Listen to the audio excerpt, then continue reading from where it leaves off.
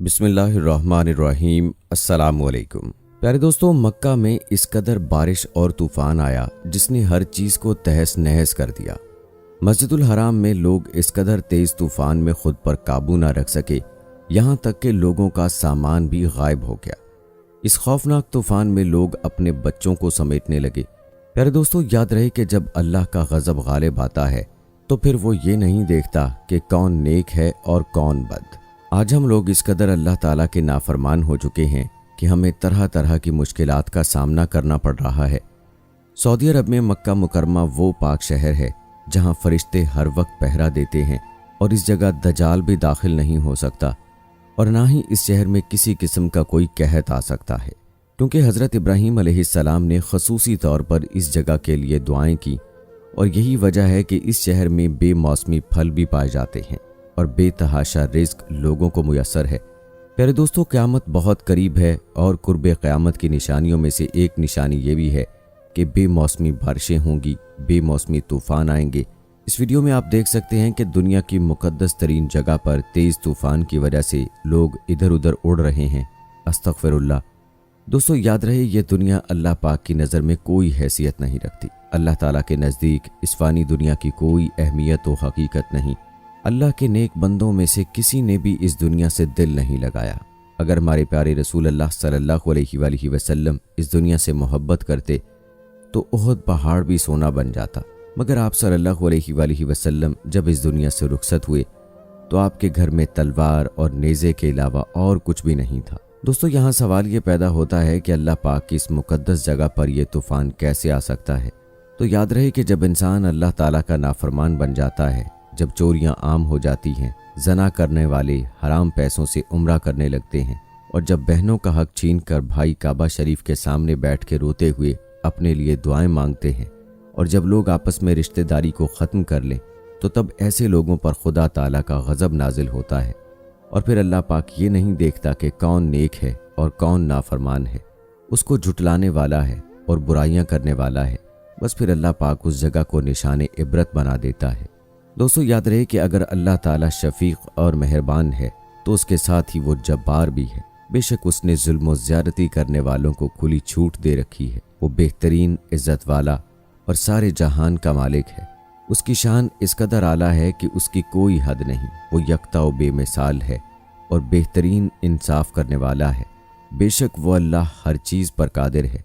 अल्लाह के रसूल हज़रत मोहम्मद सल्लल्लाहु अलैहि वसल्लम फरमाते हैं कि अल्लाह ताला ने हज़रत जिब्राईल अलैहिस्सलाम को हुक्म दिया, फ़लाँ बस्ती को हलाक कर दो, उन पर ऐसा अजाब नाजिल फरमाओ जैसा कि कौम लूत पर नाजिल किया गया था। उस पर हज़रत जिब्राईल अलैहिस्सलाम ने अर्ज़ की, ऐ मेरे परवरदिगार, उस बस्ती में तो तेरा फ़लाँ एक बंदा भी शामिल है जो बहुत ज़्यादा नेक और इबादत गुजार है, उसने कभी तेरी नाफरमानी नहीं की। प्यारे दोस्तों, यहाँ गौर कीजिएगा कि एक फरिश्ता अल्लाह की बारगाह में उस नेक बंदे की सिफारिश कर रहा है, उसकी गवाही अल्लाह के आगे पेश कर रहा है, जिसके सुनने के बाद अल्लाह का इरशाद हुआ कि तमाम लोगों से पहले उसको हलाक कर कि उसने लोगों को बुराई से नहीं रोका और सिर्फ अपनी इबादत में मसरूफ़ रहा। दोस्तों, सऊदी हुकूमत की जानिब से यह भी दावा किया गया है कि मक्का के टावर पर आसमानी बिजली गिरने का खदशा था।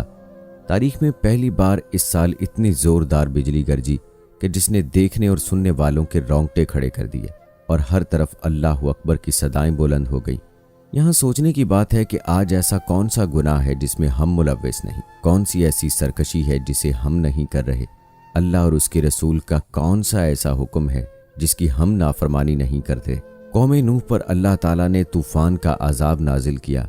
कौम आद और कौम समूद को फरिश्ते आसमान पर ले गए।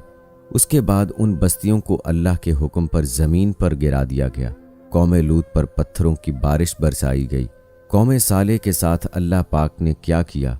नमरूद के साथ अल्लाह ने वो किया कि एक छोटे से मच्छर के ज़रिए उसे रहती दुनिया तक के लोगों के लिए इबरत का निशान बना दिया। जन्नत बनाने के दावेदार शद्दाद के साथ अल्लाह ताला ने क्या किया कि उसे अपनी बनाई हुई जन्नत में पहला कदम रखने से पहले ही हलाक कर दिया। प्यारे दोस्तों, ये सब हमारे लिए खुली निशानियां हैं।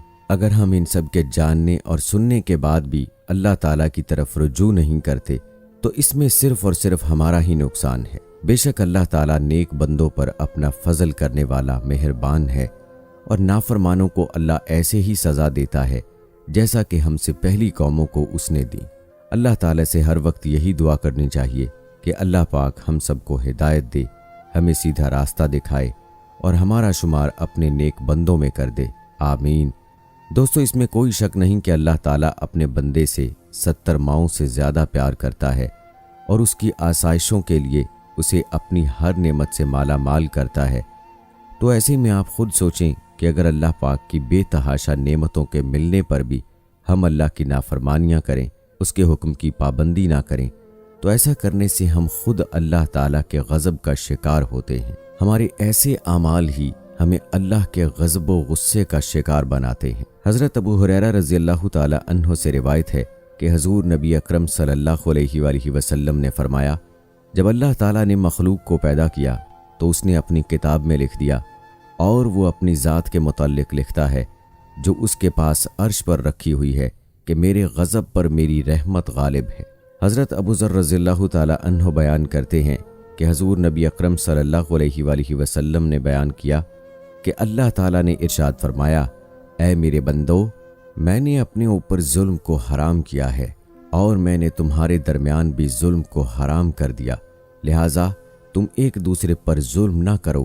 اے میرے بندو، تم سب گمراہ ہو سوائے اس کے جسے میں ہدایت دوں، سو تم مجھ سے ہدایت طلب کرو، میں تمہیں ہدایت دوں گا۔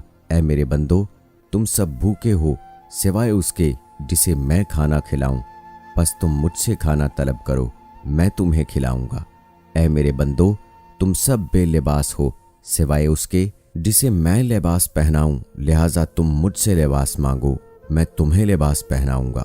اے میرے بندو، تم سب دن رات گناہ کرتے ہو اور میں تمام گناہوں کو بخشتا ہوں، تم مجھ سے بخشش طلب کرو، میں تمہیں بخش دوں گا۔ اے میرے بندو، تم کسی نقصان کے مالک نہیں کہ مجھے نقصان پہنچا سکو، اور تم کسی نفع کے مالک نہیں کہ مجھے نفع پہنچا سکو۔ اے میرے بندو، یہ تمہارے اعمال ہیں جنہیں میں تمہارے لیے جمع کر رہا ہوں، پھر میں تمہیں ان کی پوری جزا دوں گا۔ پس جو شخص خیر کو پائے وہ اللہ کی حمد کرے، اور جسے خیر کے سوا کوئی چیز مثلاً آفت یا مصیبت وغیرہ پہنچے تو وہ اپنے نفس کے سوا کسی اور کو ملامت نہ کرے۔ ایک اور جگہ حضرت ابو ہریرہ رضی اللہ تعالیٰ عنہ بیان کرتے ہیں کہ میں نے حضور نبی اکرم صلی اللہ علیہ وآلہ وسلم کو یہ فرماتے ہوئے سنا کہ ایک آدمی نے گناہ کیا تو وہ عرض گزار ہوا، اے میرے رب، میں گناہ کر بیٹھا ہوں، بس تو مجھے بخش دے۔ چنانچہ اس کے رب نے فرمایا، میرا بندہ جانتا ہے کہ اس کا ایک رب جو گناہوں کو معاف کرنے والا مہربان ہے، بس میں نے اپنے بندے کو بخش دیا۔ اس کے بعد جب تک اللہ نے چاہا وہ گناہ سے باز رہا، پھر اس نے گناہ کیا تو عرض کی، اے میرے رب، میں گناہ کر بیٹھا ہوں، بس تو مجھے بخش دے۔ اللہ تعالیٰ فرماتا ہے کہ میرا بندہ جانتا ہے اس کا رب ہے جو گناہوں کو معاف کرتا ہے، بس میں نے اپنے بندے کو پھر سے بخش دیا۔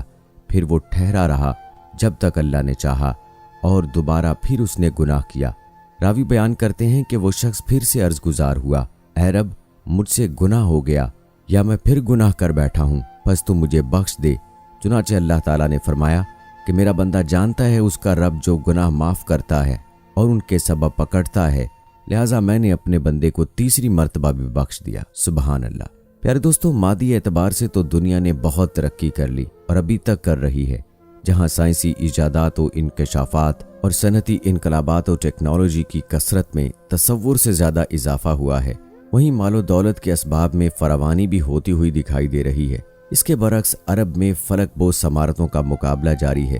لیکن دوستو، ان سب کے باوجود آج پوری دنیا پریشان ہے اور دن بدن نئی آفتیں، زلزلے اور ایسی وبائیں نازل ہو رہی ہیں کہ جن کے آگے ترقی یافتہ ملک بھی پریشان اور اس کے آگے بے بس نظر آتے ہیں۔ یہاں سوچنے کی بات یہ ہے کہ ان سب کے ظاہری اسباب کچھ نہ کچھ تو ہوں گے، البتہ احادیث کی روح سے یہ واضح ہے کہ اللہ پاک جب کسی پر اپنے غضب کا اظہار کرتا ہے تو ان 5 گناہوں کے سبب ان کی پکڑ کرتا ہے، اور وہ 5 گناہ یہ ہیں: سود خوری، زنا اور اعلانیہ بدکاری و فحاشی، زکوٰۃ کی ادائیگی میں کوتاہی، ناپ تول میں کمی، اور اللہ اور اس کے رسول صلی اللہ علیہ وآلہ وسلم کے احکامات کی نافرمانی۔ آخر میں اللہ پاک سے دعا ہے کہ اللہ تعالی ہمارے گناہوں کو معاف فرمائے और हमें सीधे रास्ते पर चलने की तौफीक अता फरमाए। आमीन या रब्बुल आलमीन।